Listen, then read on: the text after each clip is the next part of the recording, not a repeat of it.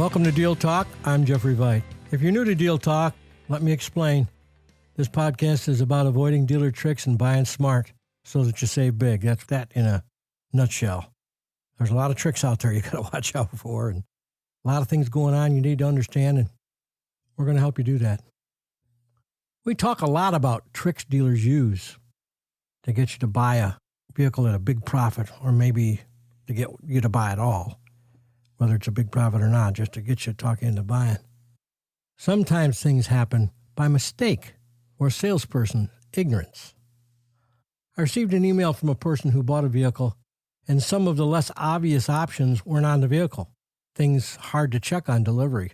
One was lane change alert, in case you drift to another lane. The other option was automatic braking. I think those were the two. But maybe I have that options wrong, but that's not the point. The point is that they were supposed to be on there and weren't. There isn't anything in their paperwork that lists those options, so it's purely a perceived issue. No proof. And I know you're pretty much out of luck if that happens. All they could do is go to the GM, and they were told that by the salesperson they had that equipment, and how can they prove it if it's not on there at the end? Salespeople vary in terms of experience, honesty, and knowledge, no question about it. This was probably a salesperson's mistake, not on purpose. Say more of a lack of training, or maybe he was new to the business because there's a high turnover in the automobile business. As it turned out, the dealership gave them some service credits, and that was it, but they still don't have the options that are missing. Like I've said many times, due diligence includes the Monroney label. If you're going to, buy a vehicle or look at a vehicle, those options are on every vehicle as long as the Monroney label matches all of it. Before you buy, read the whole thing. If it's used, look it up by model. And you can go to the background on Google or get a list of equipment from the dealer that's supposed to be on it. Buyer beware on equipment. If it's been on a Monroney or the dealership list, they would have, got a used vehicle or gotten their money back or gotten a new vehicle. If it's not on there, it's not in the writing, you're out of luck. It really depends what's in writing. That's why I always tell people, hey, if they promise you there's a dent or a scratch, we're going to fix it, make them write it down. Write it down and sign it. Yep, you got to have it written down and you got to have it signed. You don't have to sign the Monroney label because that's printed by the factory. You can just take that. As long as the serial number on the vehicle matches the serial number on the Monroney label, you're okay. Out driving around the last couple of weeks, I've talked with a lot of salespeople. I just got in my car and I drove around a couple of different times. Just talked with whatever salesperson I could run into on the lot or whatever. Just trying to get a feel to see how the COVID virus is affecting the business from the salesperson's point of view. And there's a couple of points worth mentioning. Every salesperson I spoke with, every single one, and I spoke to quite a few, all around Central Florida, said that over 50% of their prospects came in expecting a super deal because of the virus, because business was down. That's why they came in, or they were expecting it as part of buying a vehicle. They just thought that they'd really get a super deal. And that market, has put itself way in the buyer's court, is what people are thinking, right? So they think, well, we'll go in and really hose this dealer over, or we'll really take him to cleaners, right? Which is, why wouldn't you think that? All of those salespeople agreed with something else, though, which is really the part that shocked me, in Central Florida at least. The profits they were making on the cars were the same in trucks. There weren't any drop there.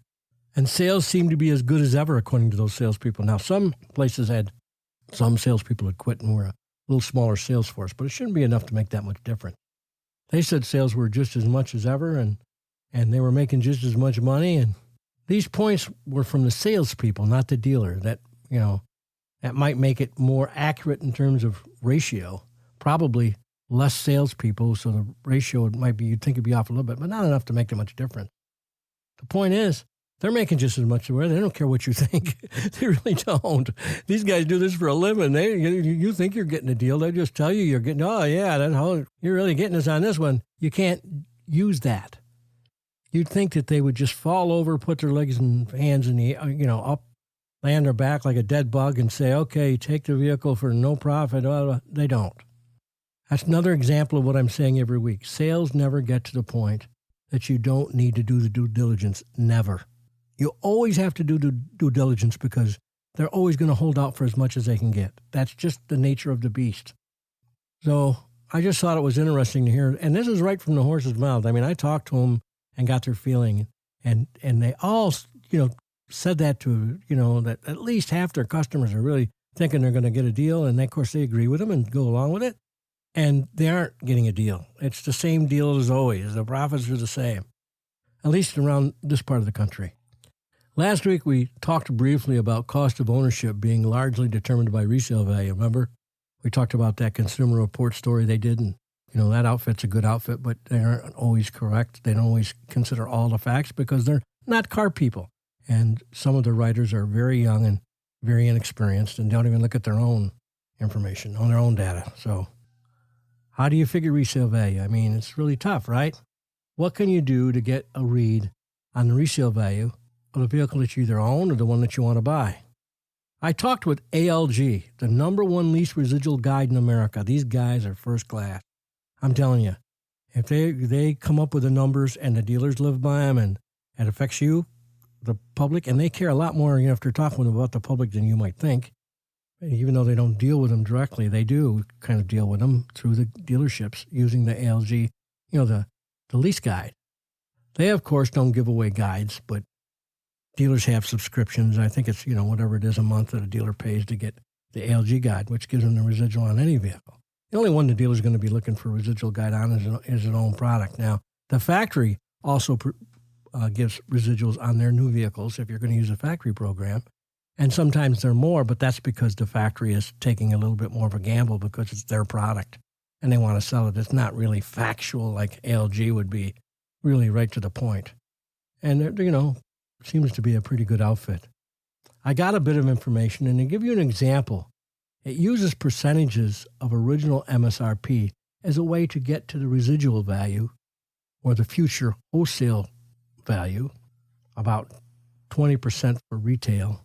So whatever values they come up with, you'd add about 20%, and then you'd have the retail sales. And an example would be, and they gave me one, couple of quick sheets of examples because I wasn't really looking for a book. I didn't want to look up everything. I don't want anybody calling me saying, what's the residual? What would it be? I don't want to do that. I just wanted to get a comparison. And he gave me some factors on Honda and some on Dodge. And I looked at those, and they're throughout the whole country, so it wouldn't make any difference, right? They had, at 48 months, most of the Hondas were in the high 40s and the mid 50s. Dodges, not the trucks, the cars, run from the low to mid 40s. One example of a Dodge was actually in the late 30s. That's car line, vans and cars and stuff, not pickup trucks. Pickup trucks are in another world. Those, of course, were, those are the wholesale values, those percentages. And then you'd add, once you came up with let's say 45% of the sticker price for what it's going to be worth 4 years from now, then you'd add to that price, you'd add 20% to come up with the retail price, about. You'd look at the books and compare that percentage and come up with an exact figure, but that would be pretty accurate. Well, how do you get that information? You say to yourself, well, what good does that do me? I don't know that information. Well, maybe Google, maybe calling a dealer and asking them what the residual on their vehicles are. You're comparing leases and residuals, and I'm sure the F&I manager would give you the residual value because he's got a book right in his office with the residuals on it. Maybe the library. I would have to guess. I haven't gone there yet to see, but I would have to guess that there's, and I will, and get back to folks on that, if there's a copy of the ALG guide in the public library. And almost every book is supposed to be there. I know it's in the Library of Congress, but can't speak on the library on a monthly. If they subscribe on a monthly basis, you'd have to go to the main branch. Like if I was going to drive to Orlando, I'd go to the Orlando main library downtown because if they have it, it'd be there. How does ALG get those values? So how do they come up with them? Maybe you can use some of that stuff. I thought it was from auto auctions, is what I've always assumed. They take the auto auction numbers, and I've been in the business a long time, and they come up with it from those numbers. They're predicting the future, and it needs to be accurate, and as accurate as possible. But here's the basic layout on what they do to come up with numbers. Low influences, things that they look at but not quite as strongly. Some of the other ones are gas prices and the economic index. And then as they move up the ladder of things that are important to affect the resale value would be wholesale prices, incentives. If a dealer, manufacturers give big incentives like on GM trucks, and what I've been saying all along, you give somebody $10,000 off at the end of the year, that has a huge effect on the resale value of the people that bought it to start with at the regular price. rental fleet pen. If something's in the rental fleet, if there's a lot of rental vehicles out there, then that's going to hurt the resale of that particular model because all the rentals will be competing with it in the used place. So that's going to affect the resale at the auction. The used supply, how many used there's going to be, the more there is, the lower the price. And then the bigger things that affect the ALG guide would be pricing and packaging, competitive positioning in the marketplace. If it's the only one there is, like Corvette, that helps it, right? Product offerings, if they're having big rebates, well, that would affect it, right? The life cycle of the product. Now, here's where we get into the things that affect it the most, according to LG, the things I've been telling you. Product life cycle. How well do they hold up? What's their repair record? Brand pricing strength. Are all Hondas generally good? They are. So that has an effect on each one of them singularly because the brand is so well respected. And the perception, the public perception of the quality. If they're perceived as high quality, that affects the resale value, obviously. So those are the things that they use generally to come up with the price and the LG guide or the future resale value. You can use some of the same things.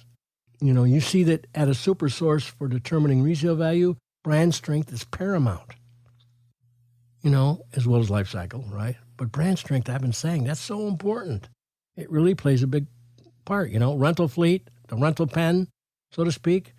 More rentals, less resale. Rebates are a huge effect on the future. Distressed merchandise has poor resale values later. That's why you'll never see a rebate on a Mercedes-Benz. That's one of the reasons it affects the resale so much later on, which then in turn makes the lease payment less competitive. The lower the residual value, the higher the lease payment. The rebate does not help the used supply. Low demand, high demand is better, right? So the demand has an effect on it. Gas has the lowest effect, but it still has some, and gas is really cheap right now. So see what I mean? Gas mileage is not going to have any effect on the future values because gas is cheap. So the vehicles that you look at today will have a good residual value, the ones that burn more gas. And then if gas went up, they would come down. But for now, the residual value now coming out of the chute would still be good. You think all this helps electric vehicles? I don't think so. I don't think the resale on an electric vehicle, if you want to take a resale whack, I'm telling you, that's the way to take one. Electric vehicles just don't have it yet. I think they're well overpriced, but even putting that aside, and people think that they're doing the right thing, and that's okay. If that's what's important to you, that's fine. But if you're looking to save the most amount of money, because let's face it, one car being gas or electric is not going to make any difference at all in climate change. And I'm not sure that cars have that big effect to begin with, according to many of the scientists. But nonetheless, you make that decision. But that's what affects resale value, and that's important for us to talk about. Consumer Report can't tell you the resale value, but their yearly used resale report can give you an indication. Lots of repairs, not good for resale. A lot of rentals in the rental lot, drive by some rental lot, a Dollar Rent-A-Car or Hertz or Avis lot, see what's in that lot. That usually means that the model would be hurt in the future. If they got a lot of cars, like you go by there and you see a lot of Nissan Altimas or Nissan Sentras, that's not going to help them later on, because there'll be a lot of them out there and they'll be selling cheap. And that's why rental companies have them to begin with, because they could buy them cheap. And that affects the resale value. Put these things together and you'll have a good idea. Big numbers and differences are determined by the facts we covered, but still more can affect resale value. There's more things. I mean, it's like a never-ending line, and you try to put as many together as you can. Color. Color has an effect, especially on an electric vehicle. Red on a four-door sedan is like, it costs you money. Lack of options normal to the model you have now and want to purchase. If there's, if a particular model of vehicle normally comes with leather and stuff and a CD player and stuff, you got to get it. Or it affects it. Nobody's going to want to buy it used. Same buyers when they're buying them used, pretty much. The mileage on the vehicle is going to affect its resale value when you turn it in. We expect that. That's like usage, but it's still a separate item, mileage. Geographic location has an effect. In the Northeast, a vehicle without rust-proofing isn't going to sell for as much as a vehicle with rust-proofing, two identical vehicles. That's just common sense. general appeal in the marketplace, like manual versus automatic. We've talked about it before. Manual transmission is a little less expensive, but not enough. What you save buying a manual transmission does not make up for the resale difference. Convertible has an effect because there's not many people out there looking to buy them. It's got to be it's got to be a car that's built to be a convertible. Convertible 4-doors aren't too hot, right? 2-doors. Look at the difference in residual on a 2-door Honda versus a 4-door Honda.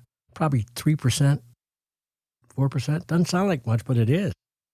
It's maybe $1,000 when you go to trade it in. 800 to 1,000.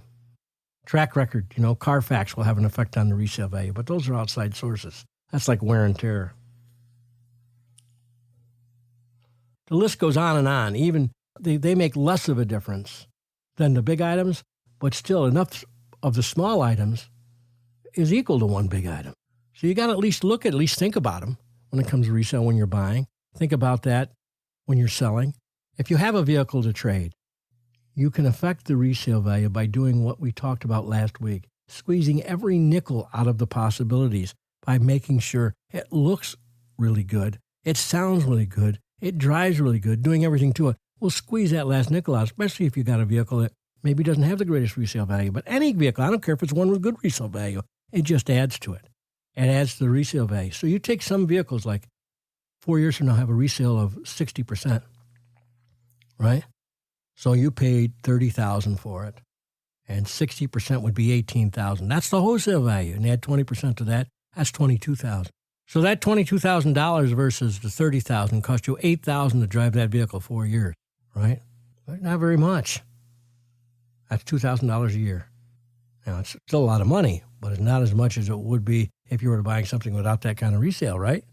And if it's MSRP is $30,000, what if you bought for $28,000 and MSRP is $30,000? Oh, now it's only $6,000, isn't it? Only cost you $6,000 to drive that one. That's why getting a deal is so important. All these things come back to resale value, which is huge. That's a big, huge factor. It's the biggest one. But do what it says, what we talked about last week, and you can squeeze every nickel out of the one you got. That's if you already own it, you might as well squeeze it for every nickel you can, and then trade it in. Once you got it ready, then trade it. If you like the show, please take a couple of minutes and do a review on Apple Podcasts. I know a lot of you have. Please keep going. I really appreciate it. Pay it forward. If I've helped you, pay it forward. That's not much to ask. You can go to Google Play or iHeartRadio or Stitcher or Spotify. I'm on all those places. If you've already done a review, thank you very much. Those of you who'd like some written material to carry with you when you're buying and shopping and all that stuff, get a copy of The Informed Buyer, right? From Amazon or Barnes & Noble Nook, or download a copy to your smartphone or your tablet or whatever and put it right in your files, and you can look it up, anything you want to read through it and have it with you all the time. It'll give you the basics for quick reference when you're out shopping. It's $3. Yeah, $3. Think about it. What else can you buy for $3? I was in the store the other day. What store was it? Whole Foods. And there was a bottle of water, a 16-ounce bottle of water, which was $3.50 for a bottle of water. And I was thinking to myself, holy smokes, you can get my manual that could save you $1,000, and this costs $3 and for less than the price of this bottle of water. Isn't that crazy? That was true, though. That's the truth. Your experience at a motor vehicle dealership is affected immensely by the F&I department. We talk about those guys once in a while. Kind of what we go over occasionally, right? Many of the tricky and shady things that can happen there, like packing payments and the different ones we've talked about. That's where it takes place, is right there in that office. Yes, sir, that's the one. Over the last few years, some protections for the consumer have been eliminated by the Dodd-Frank, when they moved the Dodd-Frank Act out, which kind of helped banks and loosened things up and helped the economy a lot. Unfortunately, that particular part of it was tied to that. We need to get that handled separately, which I see in Congress. They're working on that, but they haven't been able to get anything done. But it's in there anyway to get that back. But specifically, reserve payments, kickbacks from the banks to dealerships, there's no limit to it now. They can get you to stand still for it. They can make as much as they want. Every customer must go through the F&I office, too. When you buy a vehicle, you got to go talk to that guy, the business manager, right? AKA F&I guy. They'll try to obtain the financing to sell your products and finalize your paperwork. Financing you is the biggest payoff for the dealer. The commission's for the dealership can be thousands of dollars by getting you to finance. We talk about that as part of the preparation to shop rates, to know where you stand, to know what the banks are going to charge you. And then you'll know whether they're competitive. It doesn't make them, if they're giving you a better rate than you can get at the bank, who cares what they're making? But usually that's not the case. So they get a retention rate that's lower and they can hose you. But if you aren't protected and know what you can get, then you can't argue with them, so much. To say they quote you 8.9 or 7.9 and you say, hey, wait a second, I can get 5.9. I already went to the bank. They told me 5.9. All of a sudden, guess what? They'll be able to get 5.9 too, I guarantee you. It's important to go through there because there may be some products that you want and need, right? I mean, you can go in there and say, nope, I don't want anything. Just want to get the car and get out. Nope, I don't want to hear anything. I don't want to go anything. But that's not really the most intelligent thing to do. I mean, there could be something you don't do or you don't listen to, and later you say, oh, darn, I should have heard about that because I didn't think about that, or I didn't consider that. Which products are good? Which ones are smoke and mirrors? And there's both, for sure. Some of the products F&I reps offer or include in their department are the ones that are out there on the addendum label, the vehicle when you're looking at it, right? They do things like they'll have things on the addendum label to mark it up, to build up the profit on the vehicle, right? We went over that a couple weeks ago or a few weeks ago, I think, didn't we? We talked about, well, at least part of the show was about addendum labels and Monroney stickers and stuff. And the stuff on that window label always exceeds, the price always far exceeds the value. Pinstripe for $200, an extra light in the back window for $350, all kinds of goofy things that they do to build the markup up so they can give you more for your trade. They're not really charging you for those products usually. Now, there are some cars that they charge it and they expect to get it on because they're really hot sellers and hard to get a hold of and limited supply. So rather than just mark up the price, they say sell you a stripe for $200. And I know imports did that for a long time back in the 70s and 80s. They would have a list of options on the window that you had to buy in order to buy the car because they were short supply. Later on in business, they started having just a label that says AMA or ADP, additional dealer profit or advanced market adjustment, and they just put the profit down. But a lot of dealers still stick to selling in options, thinking that, a stripe and some moldings and door edge guards are like $800. And you're like, holy smokes, they're just going to use that $700 they're making on that to make it look like you're getting $700 more for your trade or $700 more off on the price. If they give you $700 more off, well, they're not really affecting the price of the vehicle, are they? They're just giving $700 off on the options. So that's what their thinking is. As far as F&I products, what should you get though? What do you go in there and should you think about? What shouldn't you? There's no clear way to figure that out. You should be thinking about it before you even go to the dealership to look at vehicles, what you want to buy. Because you can shop anything in the F&I office. You can shop it around town. You can go out and find it and get a price on it. You don't have to buy it. You're just going to use it as a way to negotiate, right? First of all, the things that you should consider are geographically needed, like rust proofing. If you live in a state that uses salt on the roads, you got to buy rust proofing. I don't care that they'll tell you that, it's galvanized metal. Baloney, that rust too. They'll rust. That's such bull. Not only that, rust proofing does more than just protect against rust. It's great as a sound deadener. It really makes a big difference.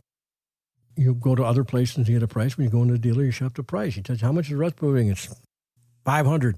I can get it for $350 down Joe Blow's place. You want to do it or no? Or $300 or whatever. You can still negotiate it. But if you live in the Northeast, you should have rust proofing. It'll help the resale value of the vehicle. And there are people that won't buy a vehicle unless it's rust proof.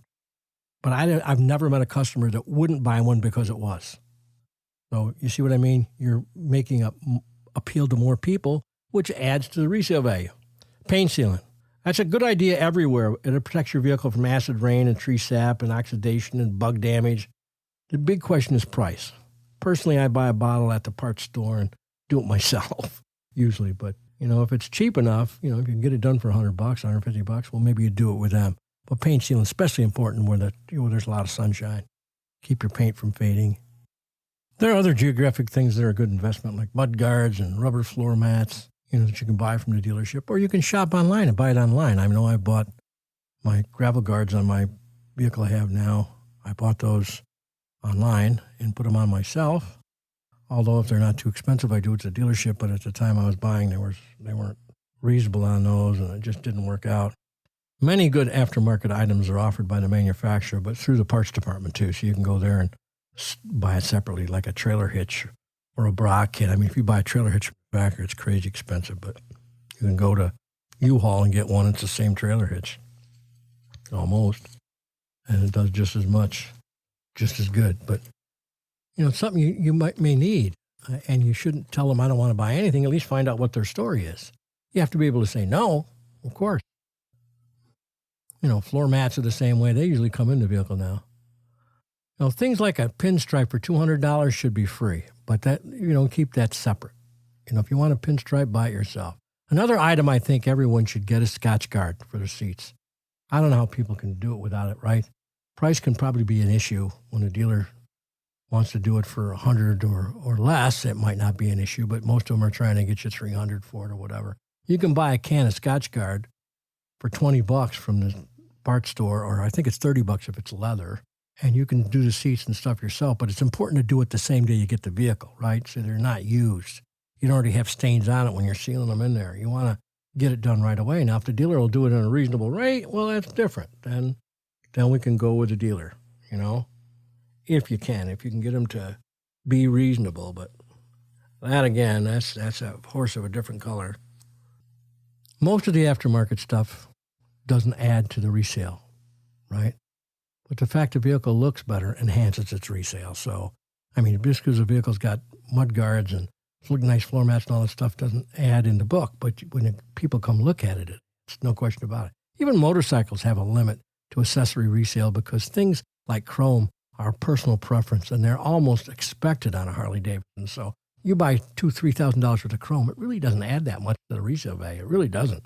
Prepaid maintenance is another aftermarket item normally mentioned in the business office, right? It can be a great value. If you're the type of person that services your vehicle at the dealership according to the maintenance schedule and follows the book, and you can get all your servicing done at a low rate. 20% off is the usual rate, I think, for about 4 years. And you can finance it right in the vehicle if you're financing it at that very low interest rate. And then when you come in for service, you don't have to come up with any money out of the monthly budget. You just come in and it's already paid for. And you're saving money on it, and the dealer's making money on it because that guaranteed service work is what they're thinking about, is what kind of guaranteed work can we get, and we're going to give them 20%, but we're getting paid for it in advance. So that's what they're thinking about. It'd be a good thing to add if you're the person that does that. Tire and wheel coverage is another good item. If it's priced fairly. If it's a policy that pays for the flat tire and changing it and replacing it and all that stuff, and includes the wheel and all the things that can come with it, well, then it's a good idea if it's not too expensive.